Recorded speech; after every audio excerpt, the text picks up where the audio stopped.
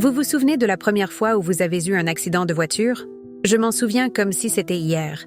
Je venais d'acheter mon premier véhicule, un modèle d'occasion qui a nécessité des mois d'économie. 3 jours après, avoir finalisé l'achat, une distraction de quelques secondes a entraîné une collision avec l'arrière d'une autre voiture. Cette sensation d'impuissance, de voir quelque chose que vous avez acquis avec tant d'efforts, être endommagé par une erreur momentanée, est dévastatrice. C'est exactement la même sensation que de nombreux hommes éprouvent lorsqu'une femme qui manifestait de l'intérêt s'éloigne soudainement. Vous investissez du temps, des émotions, de l'énergie, et tout à coup, sans signes préalables apparents, elle se distancie simplement. Cette expérience peut être aussi impactante qu'un accident de voiture inattendu. Tout comme dans la circulation, dans les relations, nous sommes également confrontés à des situations qui échappent complètement à notre contrôle. La vérité est que, peu importe combien vous planifiez, peu importe combien vous vous préparez, des imprévus surviendront toujours dans votre parcours amoureux.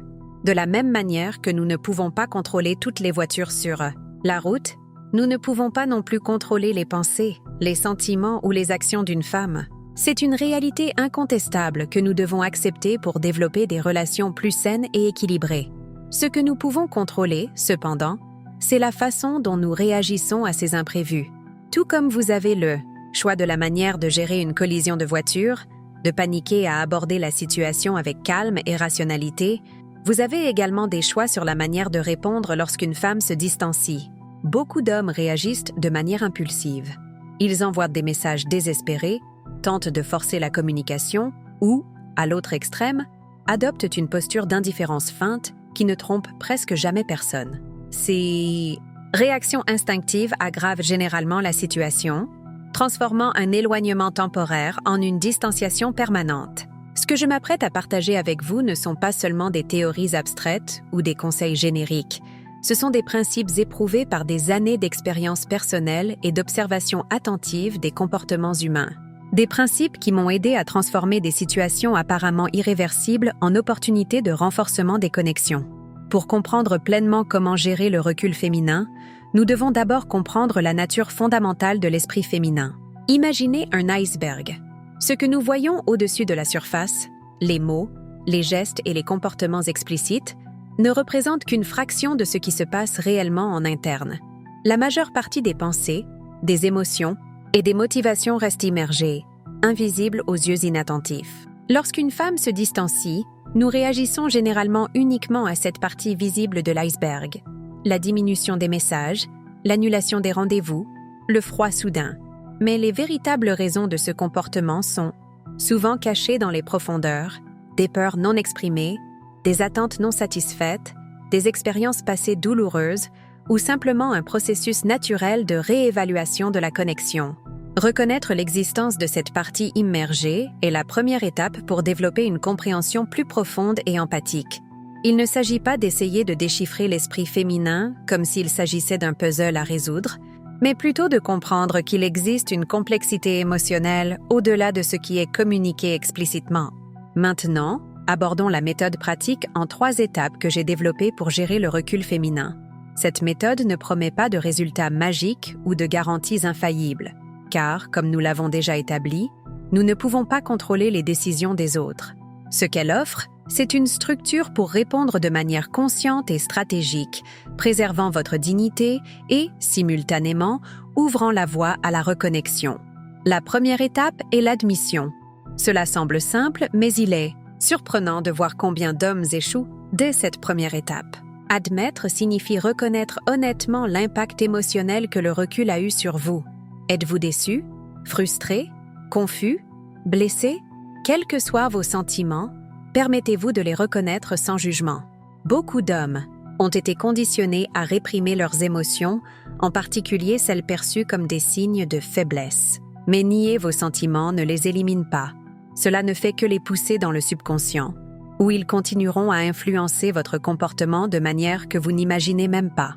La véritable force réside dans la capacité à affronter vos émotions de front, sans vous laisser complètement dominer par elles. Cette étape est fondamentale car elle établit la base de tout ce qui suit. Si vous n'admettez pas honnêtement ce que vous ressentez, vos actions ultérieures seront construites sur une fondation instable d'autotromperie. Et des relations saines ne peuvent jamais s'épanouir sur un terrain d'illusion. Rappelez-vous, admettre l'impact émotionnel ne signifie pas que vous devez communiquer tous ces sentiments à la femme qui s'est distanciée. Cette étape est principalement, pour votre propre bénéfice, une clarification interne qui éclaire votre processus décisionnel. La deuxième étape est l'analyse. Ici, vous devez temporairement vous déconnecter émotionnellement de la situation et l'observer avec le regard d'un tiers non impliqué. Imaginez qu'un ami proche décrit le même scénario en train de se produire avec lui. Quelle perspective offririez-vous? Quel schéma identifieriez-vous? Pendant cette étape, examinez objectivement votre comportement dans les jours ou les semaines précédant le recul. Y a-t-il eu un changement significatif dans la dynamique de la relation? Avez-vous montré une insécurité excessive? Devenez-vous trop disponible, au point de sembler ne pas avoir de vie propre? Ou, peut-être, avez-vous été incohérent ou négligent envers la connexion? Il est tout aussi important d'analyser ces schémas comportementaux. Ce recul semble-t-il faire partie d'un cycle récurrent? A-t-elle montré des signes préalables d'hésitation ou d'ambivalence? Y a-t-il des facteurs externes, stress professionnel, problèmes familiaux, soucis personnels, qui pourraient influencer son comportement? La clé ici est de rester impartial. Il ne s'agit pas de répartir les blâmes ou de justifier des attitudes, mais plutôt de comprendre la situation dans sa totalité. Cette analyse froide et calculée fournit un contrepoint essentiel à l'admission émotionnelle de la première étape, vous permettant d'intégrer à la fois le cœur et l'esprit dans votre processus décisionnel. La troisième et dernière étape est l'action. Basée sur la clarté émotionnelle de la première étape et la compréhension stratégique de la deuxième, il est maintenant temps de prendre une décision consciente sur la manière de procéder. Il existe essentiellement 3 chemins possibles. Le premier est de rétablir le contact d'une manière qui démontre à la fois le respect de soi et la considération pour elle. Il ne s'agit pas de la bombarder de messages ou de faire de grandes déclarations émotionnelles, mais plutôt d'une approche calculée qui reconnaît son espace tout en réaffirmant votre intérêt. Le deuxième chemin est d'attendre. Dans certaines situations, principalement lorsque l'analyse suggère que des facteurs externes temporaires peuvent être à l'origine du recul, la meilleure action est, paradoxalement, de ne pas agir. Donner de l'espace peut être la démonstration la plus éloquente de compréhension et de respect. Cependant, attendre ne signifie pas rester en suspension émotionnelle. Continuez à vivre votre vie, à développer vos projets et à rester ouvert à d'autres possibilités. Le troisième chemin est le recul définitif. Il y a des moments où l'analyse objective révèle des schémas toxiques, des incompatibilités fondamentales ou simplement l'absence d'un intérêt mutuel authentique. Dans ces situations, le choix le plus sage peut être de mettre fin au cycle, préservant votre énergie émotionnelle pour des connexions avec un plus grand potentiel de croissance mutuelle. Indépendamment du chemin choisi, l'essentiel est que ce soit une décision consciente, non une réaction impulsive. L'impulsivité place le contrôle de la situation entre les mains des circonstances externes. La décision consciente vous rend ce contrôle. Approfondissons un peu plus l'exécution de cette troisième étape, en particulier pour ceux qui choisissent le premier chemin, rétablir le contact. L'approche que j'utilise et recommande est ce que j'appelle le contact avec un but. Beaucoup d'hommes commettent l'erreur de commencer par une communication vide en demandant « ça va ?» ou « comment ça va ?» des messages qui sont facilement ignorés car ils n'offrent ni valeur ni direction. Le contact avec un but, en revanche, a un objectif clair et offre une opportunité naturelle de rapprochement. Il peut s'agir de partager quelque chose de spécifiquement pertinent pour ses intérêts, un livre, une musique ou un événement que vous savez qu'elle apprécierait, ou cela peut être une invitation directe à une activité spécifique à un moment précis. La clarté du but démontre de la confiance et élimine l'ambiguïté qui imprègne souvent les tentatives de reconnexion. Le langage utilisé dans cette communication est tout aussi important. Évitez les formulations passif-agressives comme « tu as disparu » ou « tu as finalement décidé de répondre ». Évitez également l'auto-apitoiement « tu m'as manqué » ou « j'ai attendu ton message ». Au lieu de cela, maintenez un ton neutre ou positif qui ne porte pas le poids d'attente ou de ressentiment. Une technique particulièrement efficace est de faire référence à une expérience positive partagée précédemment. Ce restaurant que nous avons visité le mois dernier a ouvert un nouvel espace. J'ai pensé à toi immédiatement. Cette approche active des souvenirs positifs sans pression émotionnelle explicite. Maintenant, indépendamment de la manière dont vous choisissez d'agir, il est crucial de comprendre que le résultat final est en grande partie hors de votre contrôle. Elle peut répondre avec enthousiasme, continuer à être distante ou offrir une réponse tiède et ambiguë. C'est ici que de nombreux hommes trébuchent. Ils sont tellement fixés sur l'obtention d'un résultat spécifique qu'ils perdent de vue le véritable objectif du processus, maintenir leur intégrité émotionnelle, tout en naviguant dans les complexités des relations humaines. Le véritable succès ne réside pas dans le fait de la faire revenir, mais dans la manière dont vous gérez la situation de manière à pouvoir regarder en arrière avec fierté, sachant que vous avez agi en accord avec vos valeurs et avec une compréhension mature des dynamiques relationnelles. C'est un point crucial que nous devons aborder, la différence entre poursuivre une reconnexion et poursuivre une validation. Lorsque votre objectif principal est d'obtenir une confirmation externe que vous êtes désirable ou précieux, vous cherchez la validation. Cette quête place votre sens de la valeur entre les mains d'une autre personne, créant un déséquilibre de pouvoir qui ne se traduit que rarement par des connexions saines. D'un autre côté, lorsque vous cherchez la reconnexion à partir d'un lieu de plénitude interne, en reconnaissant la valeur que sa présence ajoute à votre vie sans dépendre de cette valeur pour votre propre sensation de complétude, vous établissez la base pour une relation potentiellement équilibrée et mutuellement enrichissante. L'estime de soi solide est donc la fondation indispensable pour naviguer avec succès dans ces eaux tumultueuses des éloignements et des rapprochements. Un homme qui connaît sa propre valeur ne désespère pas lorsqu'une femme se distancie, ni n'agrippe excessivement tout signe d'intérêt. Il maintient une posture de confiance digne qui, paradoxalement, tend à être beaucoup plus attrayante que l'anxiété ou le désespoir de l'insécurité. Cultiver cette estime de soi n'est pas un processus instantané, mais continu. Cela implique d'honorer vos engagements envers vous-même, de développer des compétences que vous valorisez, de vous entourer de relations qui reflètent le respect que vous méritez et, fondamentalement, de vous parler à vous-même avec la même gentillesse et considération que vous offririez à quelqu'un que vous aimez profondément. Il existe des exercices pratiques qui peuvent renforcer cette musculature émotionnelle. L'un d'eux est ce que j'appelle le rituel du miroir. Chaque matin, regardez-vous dans les yeux à travers le reflet et affirmez délibérément 3 qualités que vous admirez véritablement en vous-même. Pas des caractéristiques superficielles, mais des vertus profondes. Votre résilience, votre capacité d'empathie, votre détermination face aux défis. Un autre exercice puissant est l'audit des relations. Périodiquement, évaluez les connexions dans votre vie et demandez-vous honnêtement, cette relation me valorise-t-elle ou me diminue-t-elle? Est-ce que je ressors des rencontres avec cette personne en me sentant énergisée ou épuisée? Y a-t-il une réciprocité authentique ou un déséquilibre constant? Avoir le courage de s'éloigner des relations qui sapent constamment votre bien-être est un acte essentiel d'autopréservation.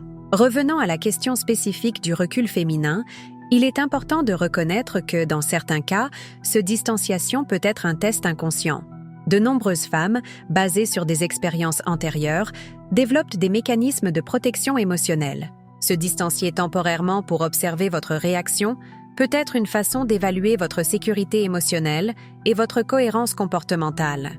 Cela ne signifie pas que vous devez interpréter tout recul comme un test, ni que vous devez manipuler votre comportement pour réussir ces supposés tests. L'authenticité est irremplaçable. Cependant, comprendre cette possibilité peut vous aider à garder perspective et à ne pas interpréter automatiquement le distanciation comme un rejet définitif.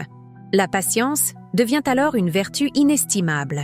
Les processus émotionnels féminins suivent souvent des rythmes différents de ceux des hommes. Alors que les hommes ont tendance à traiter les émotions de manière plus linéaire et compartimentée, de nombreuses femmes adoptent une approche plus intégrative et multidimensionnelle, ce qui peut nécessiter des périodes de recul pour l'intégration et la clarification interne. Respecter ce rythme. Différent ne signifie pas renoncer à vos propres besoins ou attentes, mais plutôt comprendre que la reconnexion, quand elle se produit organiquement, tend à être plus substantielle et significative que celle forcée par la pression ou la manipulation émotionnelle.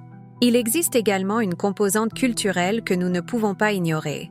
Nous vivons dans une société qui socialise souvent les hommes à être les poursuivants et les femmes à être sélectives, un héritage évolutif renforcé par des millénaires de conditionnement social. Reconnaître ces schémas ne vise pas à les renforcer à critique, mais à comprendre leur impact sur les dynamiques relationnelles, ce qui peut offrir des perspectives précieuses sur des comportements apparemment inexplicables. Cependant, il est crucial d'éviter les généralisations excessives. Chaque femme est un individu unique, façonné par sa propre combinaison singulière de génétique, d'environnement, d'expériences de vie et de choix conscients. Les stratégies que je partage sont des principes adaptables, non des formules rigides à appliquer indiscriminément. De plus, il est essentiel de reconnaître que tous les reculs féminins n'ont pas une signification profonde ou ne nécessitent pas une analyse minutieuse. Parfois, les gens suivent simplement des chemins différents pour des raisons pratiques ou circonstancielles.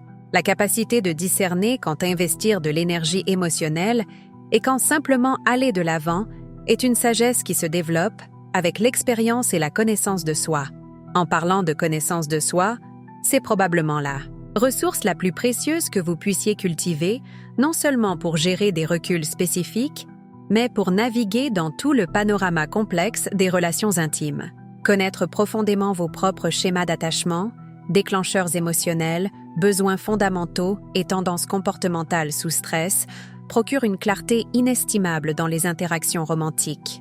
Des méthodes telles que la thérapie structurée, les pratiques de pleine conscience, l'écriture réflexive régulière ou même des conversations profondes avec des amis de confiance peuvent accélérer significativement ce processus d'autodécouverte. Investir dans ce type de développement personnel non seulement améliore votre capacité à gérer les reculs, mais élève la qualité de toutes vos connexions humaines.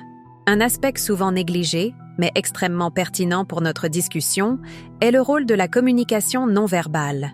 Des études démontrent de manière cohérente que plus de 90% de la communication humaine se produit au-delà des mots, à travers le ton de la voix, les expressions faciales, le langage corporel et, dans les interactions numériques, le timing et les schémas de réponse. Lorsqu'une femme se distancie, de nombreux hommes se concentrent exclusivement sur le contenu verbal ou son absence, ignorant les multiples couches de communication qui pourraient offrir des insights précieux. Apprendre à lire et à interpréter. Ces signaux subtils est une compétence qui se développe avec une observation consciente et une pratique délibérée. Par exemple, une femme qui répond par des messages courts mais cohérents communique quelque chose de très différent de celle qui envoie des réponses longues et élaborées, mais avec des intervalles de plusieurs jours entre elles. Celle qui maintient un contact superficiel, mais évite systématiquement les opportunités de rencontre en personne, transmet un message distinct de celle qui initie rarement le contact, mais démontre un engagement authentique lorsque l'interaction se produit. Entraîner votre sensibilité à ces schémas communicatifs élargit significativement votre capacité à naviguer dans les complexités des relations modernes, surtout dans un contexte où une grande partie de l'interaction initiale se fait par l'intermédiaire d'interfaces digitales qui éliminent de nombreuses pistes non-verbales traditionnelles. Un autre facteur crucial à considérer est ce que j'appelle la concurrence attentionnelle dans la vie moderne. Jamais dans l'histoire humaine, nous n'avons été bombardés avec autant de stimuli, d'obligations et d'options. Un désintérêt, apparent ou une distanciation peut, dans de nombreux cas, refléter non pas un rejet délibéré, mais simplement la réalité d'une vie surchargée qui lutte pour des ressources attentionnelles limitées. Cette compréhension contextuelle est particulièrement importante dans les phases initiales d'une relation, lorsque la connexion n'a pas encore établi son propre espace prioritaire dans la hiérarchie attentionnelle. Au lieu d'interpréter automatiquement le manque de réponse ou d'engagement comme un désintérêt personnel, considérez l'environnement compétitif dans lequel nous opérons tous et calibrez vos attentes en conséquence. La manière dont vous réagissez à ce contexte de rareté attentionnelle peut différencier significativement votre positionnement.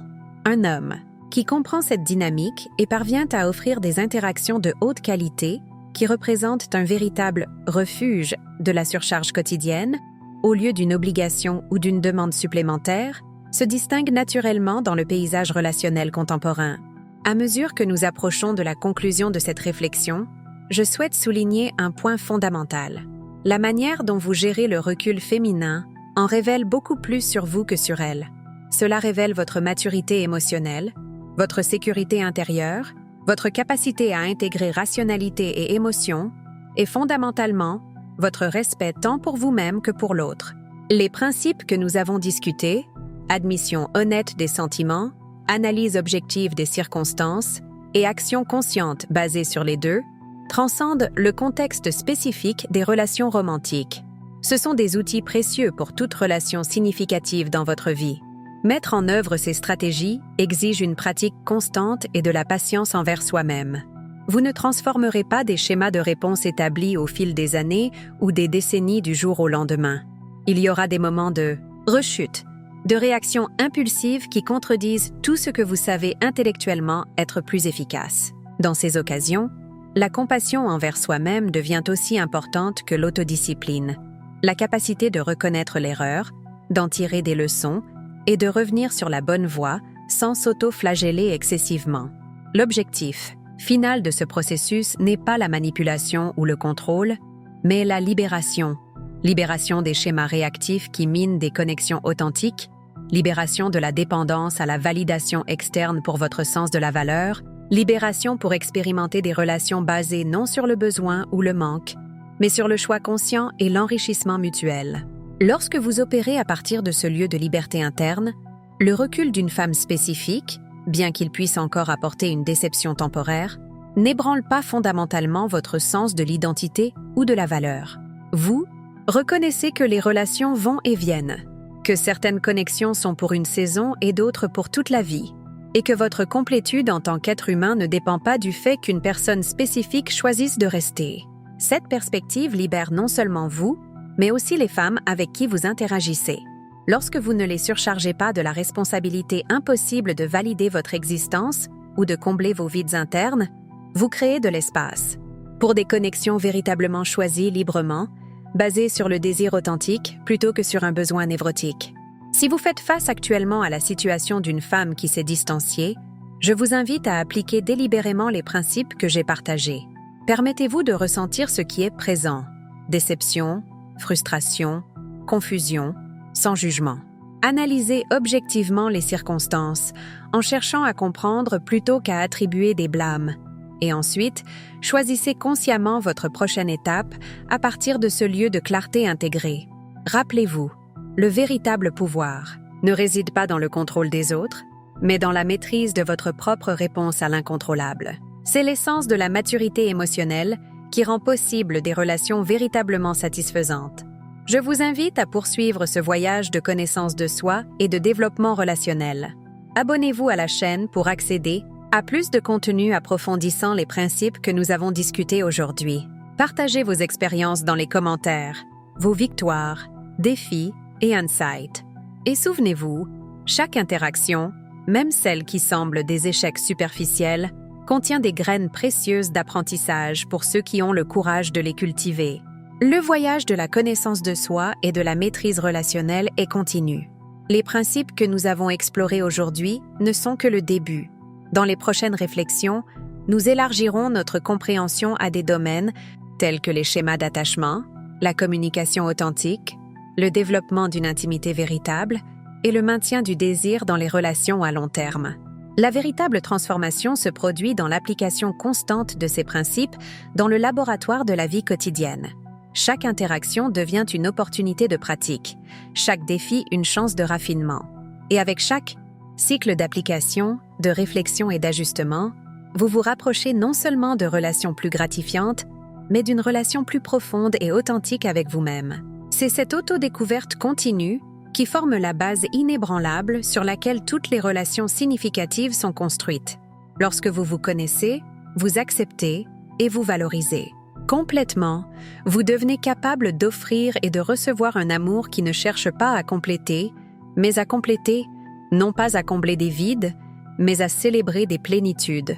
Jusqu'à notre prochaine rencontre, souvenez-vous, votre valeur n'est pas liée au choix que les autres font à votre égard, mais à l'intégrité avec laquelle vous naviguez dans votre propre parcours.